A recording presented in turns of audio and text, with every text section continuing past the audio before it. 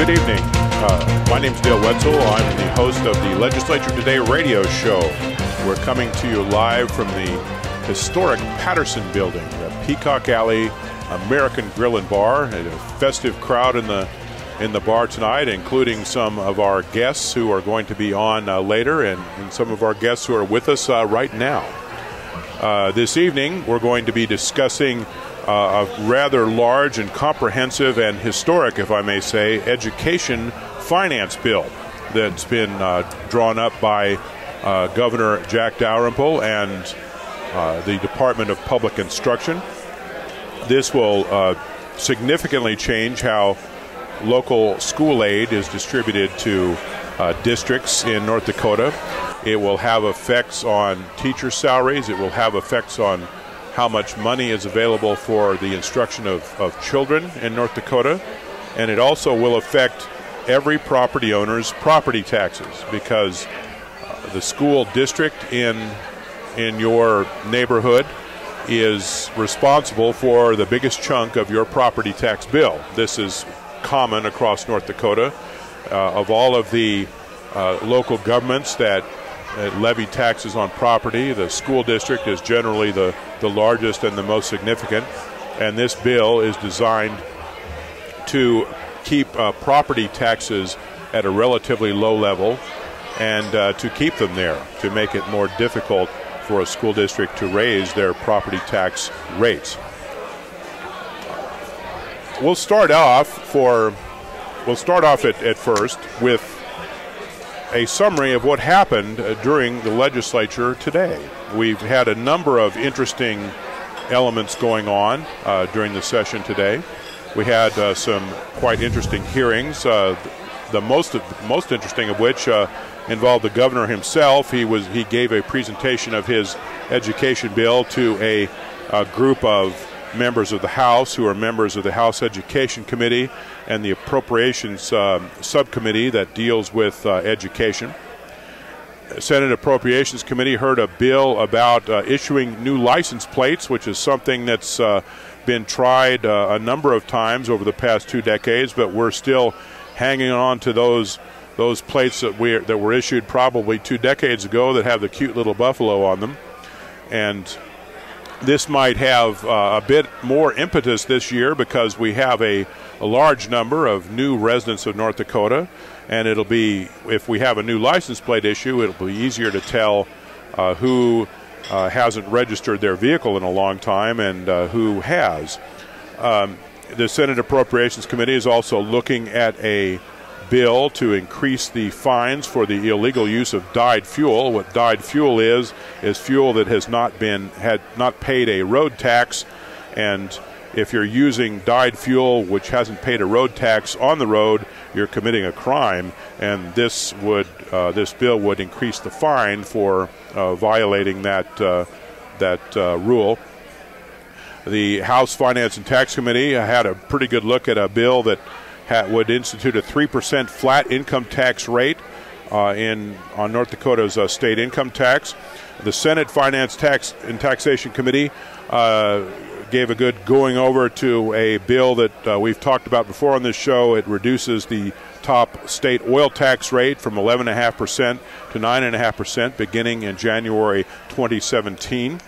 The Senate Finance and Tax Committee also discussed a property tax exemption, a graduated, phased-out property tax exemption for natural gas gathering lines. This would provide an incentive to build these lines and therefore reduce the gas flaring problem that we have in North Dakota. Right now, roughly a third of our natural gas production from newly drilled oil wells is flared and essentially burned off and wasted, and this is something that we want to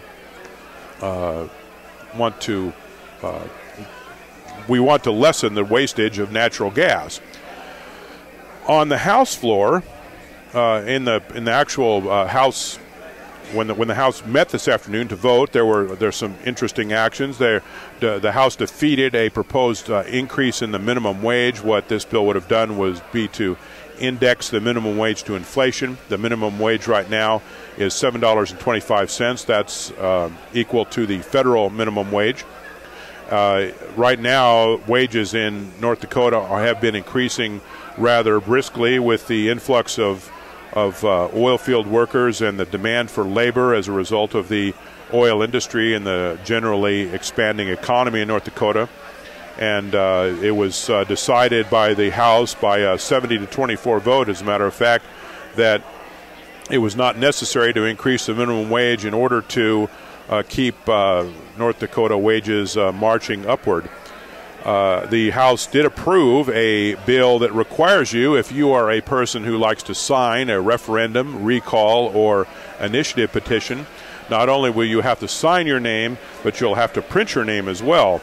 This is to make it easier for the Secretary of State to read when he's checking on these petitions after they're turned in.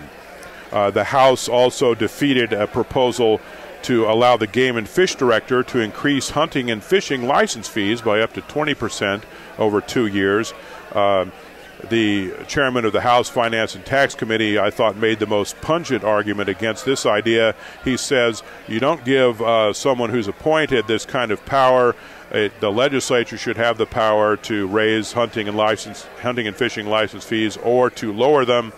And if you do give away this power to some Game and Fish Department bureaucrat and that person raises these fees, the legislature is going to get blamed for it anyway. So why don't you just keep the power in your own hands? In the Senate,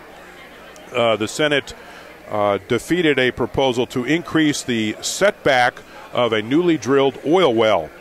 Right now, an oil well drilled has to be no closer than 500 feet from an occupied dwelling. This setback used to be 300 feet. The proposal was to increase the length of the setback to 750 feet for a single well and 1,000 feet for a multiple well, and that was defeated. The primary spokesperson against that change was Williston Senator Stan Leeson, who said essentially that oil well accidents do not happen very often. Of course, then he was confronted by the statements that, well, yes, they do happen, and there was one that spewed oil for, a couple of miles around the peaceful countryside. And he said, well, that was one incident. How many oil wells do we have in North Dakota? We have more than 6,000. And so that was defeated. But the bill that we're going to concentrate on right now is the governor's education bill, and it was heard today with a joint House committee of the House Education and Appropriations subcommittees, and we have a couple of gentlemen here who are members of the House Education Committee to talk about this bill. We have Representative Jerry Kelsh, who is a former House Democratic leader. He is a member of the House Education Committee. He is a Democrat from Fullerton. And we also have, and his constituency in southeastern North Dakota includes a number of rural school districts. We also have Representative Corey Mock. He's a Republican from Grand Forks, and he represents, of course, the urban Grand Forks School District. Gentlemen, welcome. Well, it's good to be here, and and I have to say, Dale, this is query. Thank you for putting me in the majority party. Oh, did I tell you that? I thought I said House Democratic leader. Oh, that's well, you may have assistant House Democratic leader. And go ahead, and gentlemen, what do you think of this bill? Well, we heard it this morning. We spent about very close to 3 hours with a lot of discussion. The governor led it off. We'll give a pretty good description of what happens. And as far as school funding is concerned, then there's another part of the bill, which is property tax reduction. And I think generally, the concept of the bill is solid. If you all remember, we had a lot of conversations about property tax and the evils of property tax. This is one step towards property tax reform, in my opinion. If we make this law permanent, we will have less property taxes as far as schools are concerned from now on. And the governor is sitting beside me. We had talked just a little earlier. This is only one segment this is only one segment of property tax reform. There's many other things out there that can really help with property tax. And but as far as the educational funding, this is plowing some really new ground. The payment for the first year is $8,810, I guess it is, and the second year is $9,000, about $100. The real part of the bill is determine the weighted student unions number, and that one can vary a little from district to district. Smaller the district, they get a little bigger weighting factor, going up to 1.25 of 1. And I think there's 14 or 15 other weighting factors in this. And when you get the weighted student number, then you take it times 8,810 the first year, and then after that you deduct what 50 mills will raise in your district, and then you deduct 75% of extra income, and that comes from telecommunications, REA lines, pipelines, all centrally assessed property. And there may be some others in there too. But that will give you what your net student payment is from the state. But the 50 mills that the district has to raise will take it up to the $8,810. Jerry, you mentioned this a minute ago, but we just so that we're aware. The governor has joined us. He was to come at 7:30. He was kind enough to be a bit early, and he's here, and we're going to be including him in the conversation, of course. First of all, welcome, Governor. Thanks, Dale. Great to be here. You got a very nice group gathered here. I'm wondering what this drink is, though, that Corey has got. It's the pinkest drink I have ever seen in my life. The governor is having fun with a drink that is next to the Assistant House Democratic leader, Corey Mock, a Democrat from Grand Forks. It is very, very pink. It has some whipped cream on top, and it looks very handsome. It absolutely is. He sends, and it's not every day that you get the governor of a state to write you a handwritten note, and even more so for it to be referencing a pink drink in a glass. Well, let's talk about this pink drink. Apparently, what is it? Well, and Representative David Monson would not be doing his job if he didn't get a little airtime on this. It's a cruel joke, is what it is. Is that the name of the drink? Well, that's what I'll ask if they'll change it on the menu. It's a pink Cadillac. A pink Cadillac. Yeah. So he had it ordered and sent up here, probably to take away from a little the governor's education bill. And I wonder if he ordered some extra booze to be poured in. Maybe being an old bartender, I think they call it on pink squirrels. Oh, pink squirrel. I'm sorry, it was a golden Cadillac, a pink squirrel. Yes. Well, let's get Monson up here to explain himself. Well, he'll be up here later. We will demand that he explain himself. But anyway, we'll also get him his own drink. The governor said he was going to come up. I run into him downstairs. He said he thought we could help him learn a little about this bill. So, well, Jerry, let's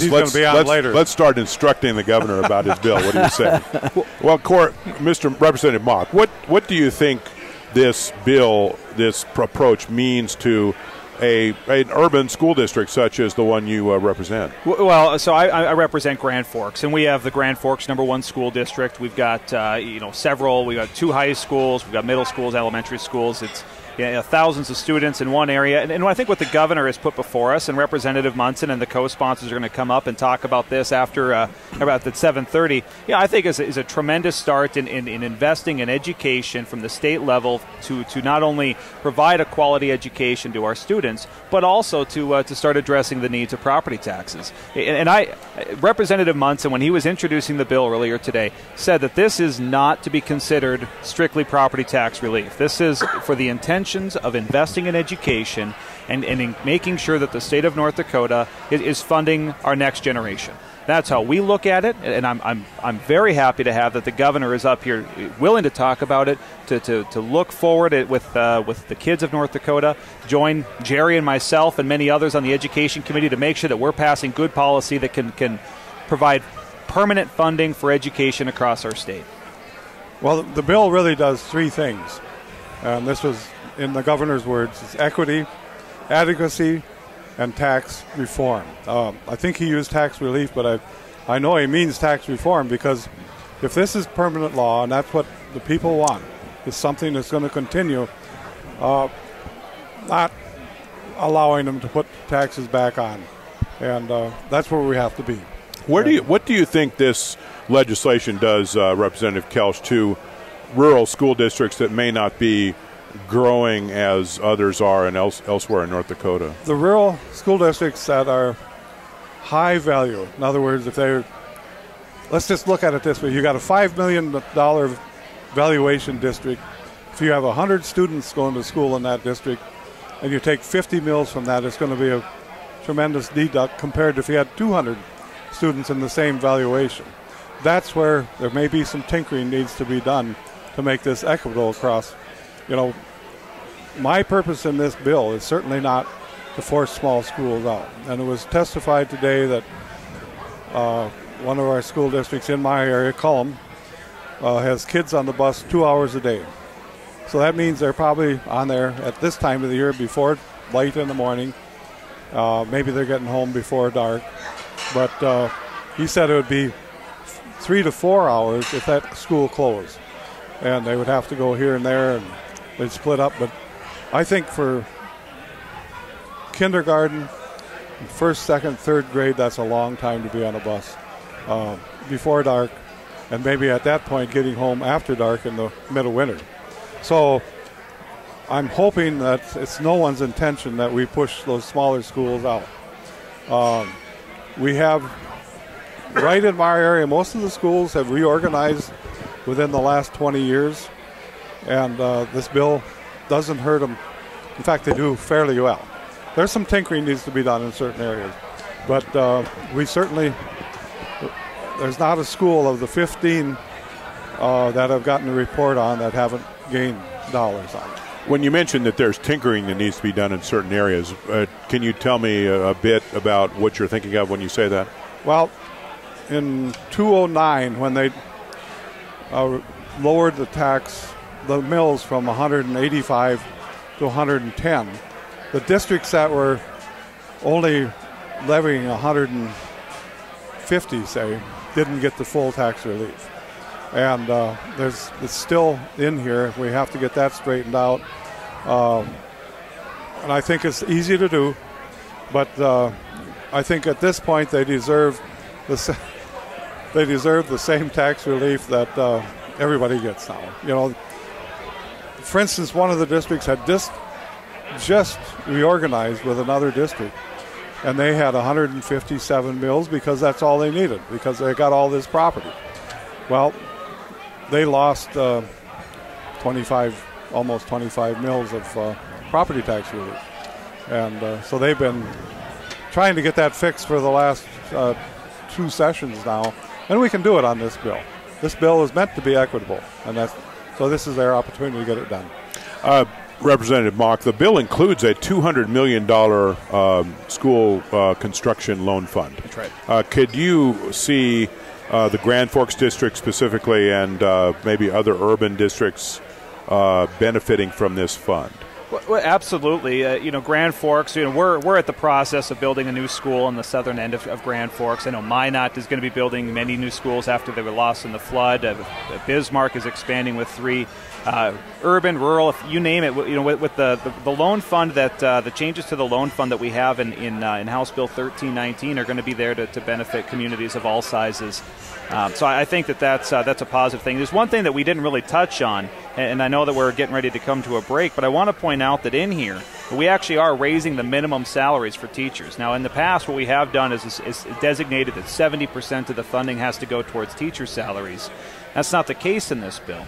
But in the bill, it does actually raise the floor of what a teacher's salary can be in North Dakota from $22,500 a year to $27,500 a year. Of course, we're going to have some opportunities to discuss that number. I know teachers want to push that a little higher, but that's going to be a conversation we're going to have in the next couple of days. Go ahead, Jerry. Sorry. I think one of the reasons it was 70% of new money is supposed to go to teachers' salaries. It's a little hard to determine what the new money is at this point. So to say 70% may be a little tough. I think that raising the limit or the base needs to be higher than 27. What do you think it should be? Well, I think the average now is about 31.7 or something like that. I think it should be 32, 34. Coming out of college with 5.5 years of college, or 4.5 to 5 years of college, a $20,000 loan probably, starting at $30,000 or 27.5 doesn't cut it.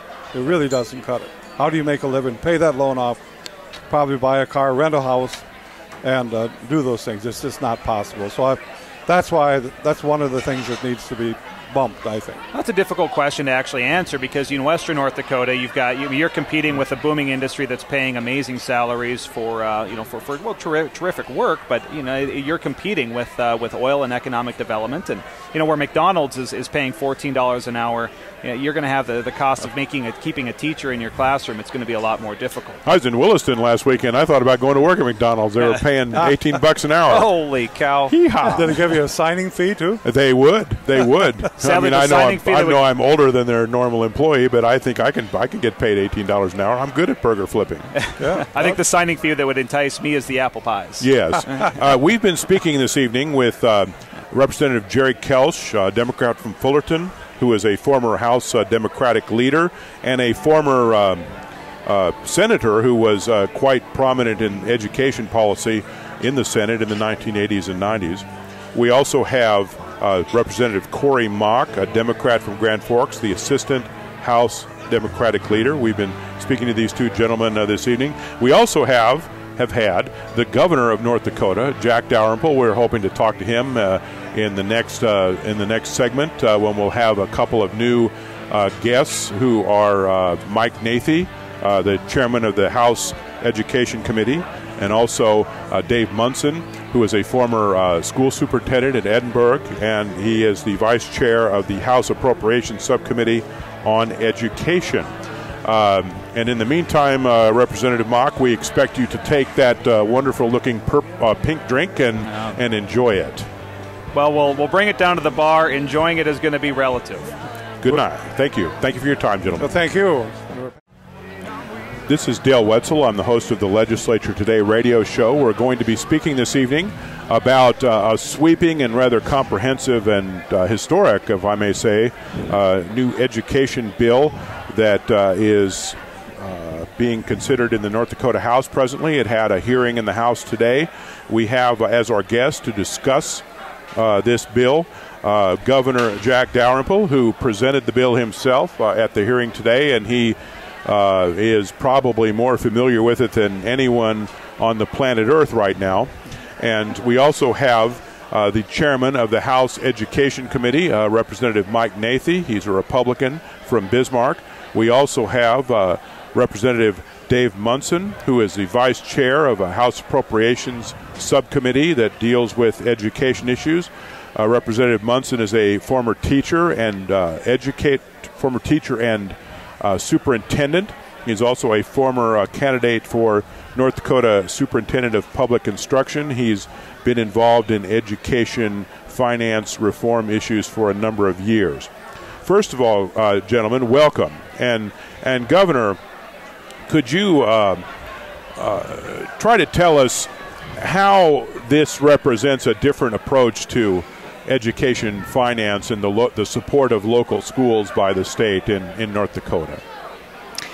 Well, Dale, there's a number of things going on in this bill. It's a very comprehensive bill, but as was stated earlier in your broadcast, it really falls into three categories. One is equity in the financing of schools, and this really is the final and the ultimate step in really ensuring that there is true equity amongst all the school districts in the state, which means that any student, any child, anywhere in the state of North Dakota, regardless of where they live, is going to have approximately the same kind of resources behind them when they go to school. And that's a big deal because as recently as 5 or 6 years ago, we were nowhere near that in North Dakota, and it was a big problem. The second area is adequacy. That means, is there enough money behind every kid? Not just equity, but is there enough? Are the dollars like the right number of dollars for each child? And the third part, certainly equally important, and for some people maybe the most important thing, this is very significant property tax relief, property tax reform, if you would prefer to call it that. It limits the number of mills that can be assessed or can be levied by a school district, and is actually about 65% less than we had levied in North Dakota just 5 years ago. So it's all of those things. It makes it a very challenging piece of legislation because there are so many things going on in it at once. But I got to say, Chairman Mike Nathe ran a fantastic hearing today, tremendous amount of good input, and Representative Monson is the prime sponsor. I want to thank him for that because there's a lot of work involved in being the prime sponsor of a big bill like this, and he's had a tremendous amount of great experience in this thing. Representative Nathe, to what extent do you think the legislators who heard the bill today understand what it does? Well, they obviously understand it a lot better than yesterday. We heard a lot of great comments after the hearing today. I was very pleased. I was just telling Representative Monson before we went on air how pleased I was with the comments. A lot of the appropriation members, because we did a dual hearing with the appropriations, and they are probably the most skeptical guys to work with. And quite honestly, afterwards, I didn't ask them for any response. They came up and said, hey, it was a great hearing. We learned a lot about it. They're looking forward to digging into some more. So it went a long way with helping to sell the case of why we should pass this bill. So it was a good day. How do you think you sell this bill to the public at large? Well, as the governor said, it provides significant tax savings to the taxpayer out there. I mean, it is a very big percentage that property tax owners will see that their property taxes have gone down, because when you take a look at one's property tax statement, the biggest thing on there, one of the bigger numbers on there, is that line item is for schools, where we're looking at the state's looking to pay for a big part of that bill, and that will equate into a bigger property tax savings for the property tax owners of North Dakota. So, the legislators are also realizing that too as they learn this bill, because it is complicated, but as they learn it and see what the results are, they're coming around with it. Representative Monson, you've seen a lot of education finance bills come down the pike, and you were involved in the governor's Commission on Education Improvement, which really started. I mean, the ball's been rolling, so to speak, for some time, but the ball really started rolling with that commission and the settlement of some litigation against the state involving the equity and fairness of the education finance formula. I mean, how would you describe this bill and this approach in that context? Where does it fall on that continuum? Well, equity, I think, has always been described as how much money the state is putting in. And the broader the base, the more money the state puts in and the less dependence on property, especially if you're a property-rich district or a very property-poor district, that provides equity. And ideally, you can look at the state of Hawaii, and they have one school district for the whole state, and the state funds it, and it's completely equitable. I don't say that that's the direction we should go, but the more state funding you can get and the broader the base so that more people are chipping in and the less dependence we have on property tax, the less discrepancy you're going to have between the rich and the poor districts. And that's what the equity is all about, is trying to get as much equity and, of course, like the governor said, the adequacy. We need to make sure that the amount of money that we're sending out is adequate to provide at least a good, solid education for every kid. And how does this compare to the way it was, for example, 15 years ago? Well, there's really no comparison to 15 years ago. When I've been in the legislature for 20 years, and 20 years ago, we were poor. We had no money in this state. And we were right at the bottom of the totem pole, and we were sliding backwards actually on the contribution of state money to education. We were going backwards, and the local people, the taxpayers, were asked to pick up a bigger and bigger percentage year after year after year, until it got to the point about when the lawsuit was filed and was in the works. The state was putting in 45% of the funding, and the local people were picking up 55% on average. And that's when finally the lawsuit got legs. We had to address it. Fortunately, North Dakota has seen some really good times, and the state has been able to come in and provide the necessary funds from the state to fund education adequately and to work on that equity issue. And we are at a point now where I believe we're around 80% funded by the state, 20% by the local property taxes if this bill passes as it is. And our goal for years was that we would someday be 70% from the state, 30% from local. So we met that last time, and now we're at 80-20, and I'm very pleased with the direction we're going.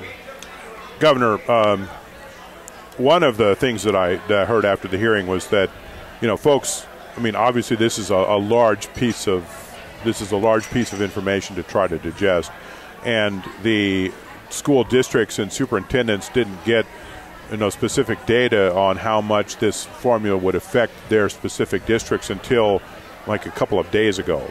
And was there a reason that there was this delay, and to what extent is it going to affect the chances of the bill or the support for the bill in the future?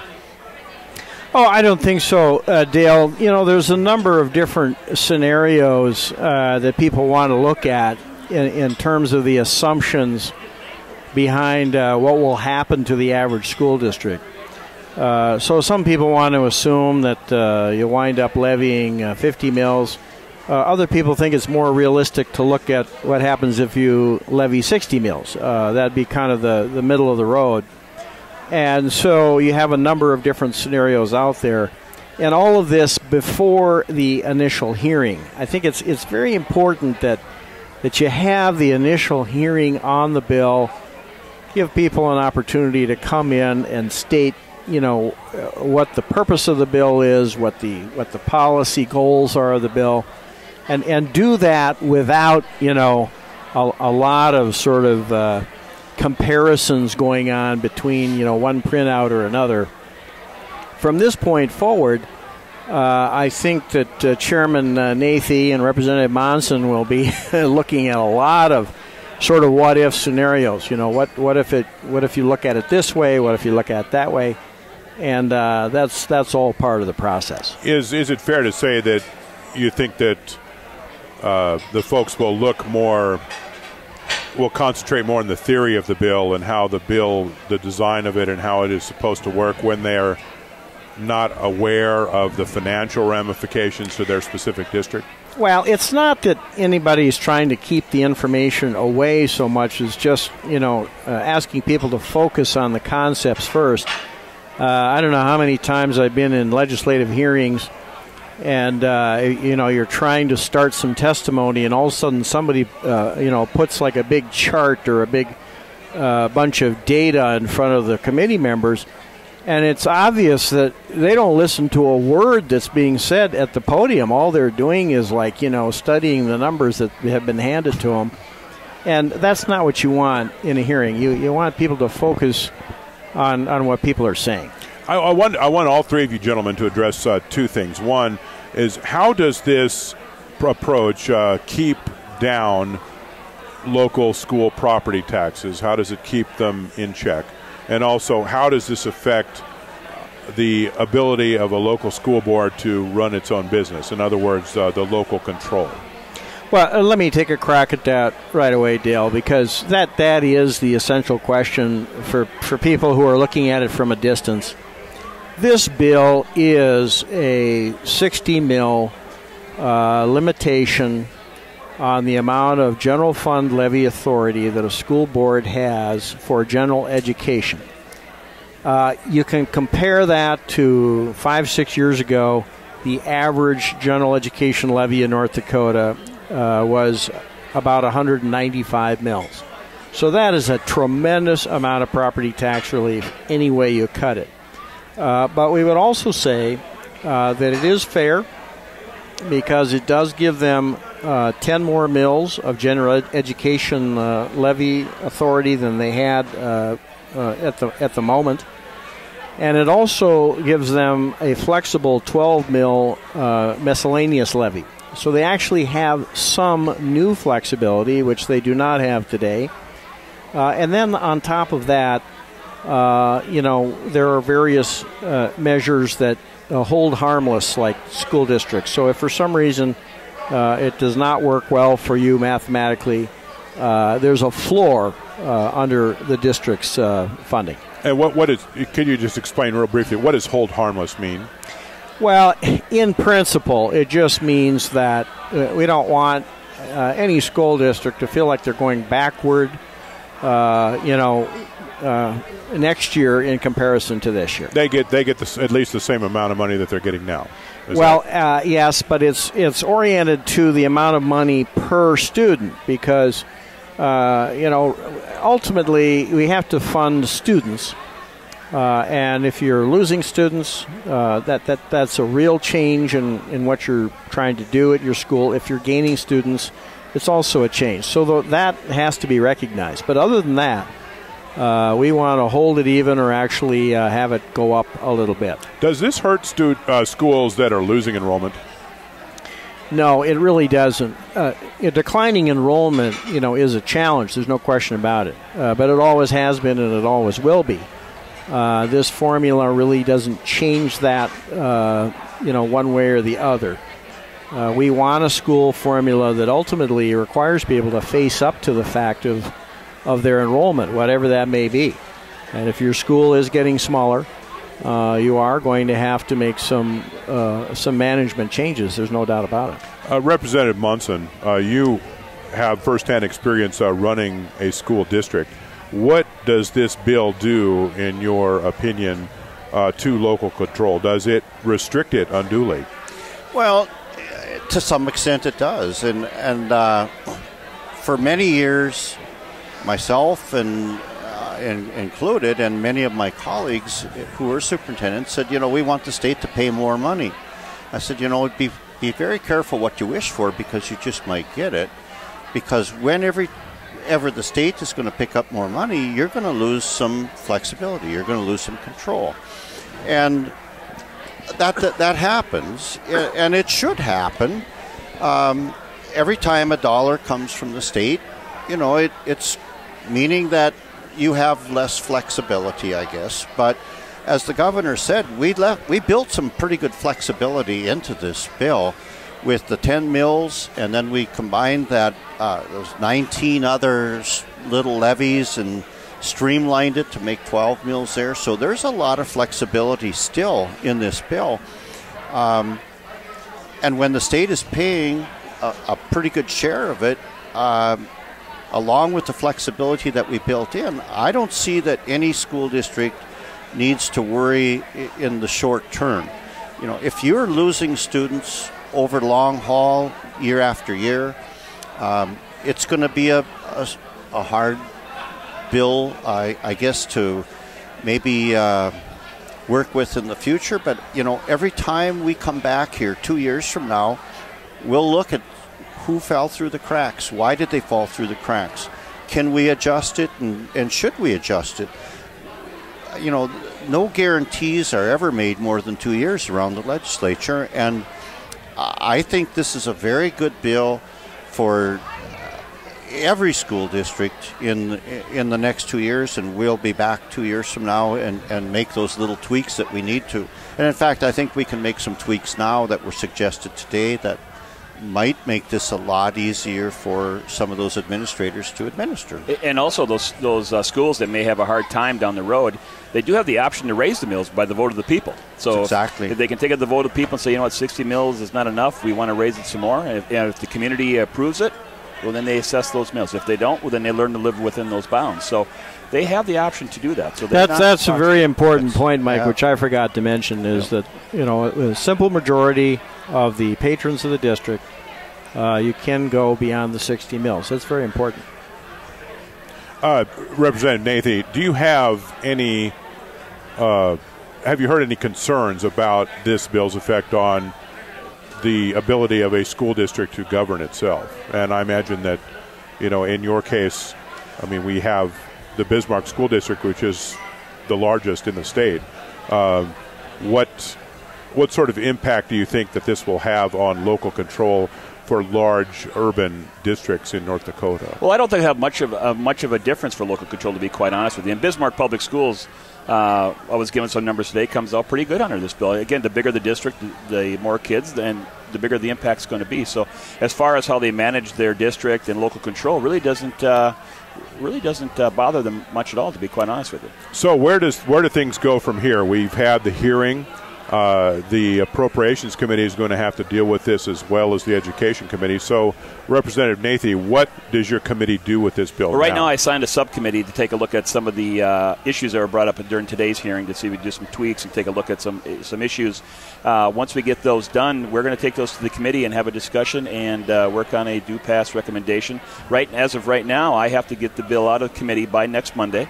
All bills with money in them have to be kicked out, as we say, and moved up to appropriations. So, what sort of tweaks are we considering here, sir? Well, we had some issues, some comments about, as far as some of the smaller schools, if we could kind of take a look at some baseline funding sort of things, those kind of things, just to take a look. The governor had recommended a couple things for us to take a look at, kind of do our homework and see if there were some things we can make a little bit better and address their concerns. Representative Monson, the Appropriations Committee, the full committee, will be looking at this bill.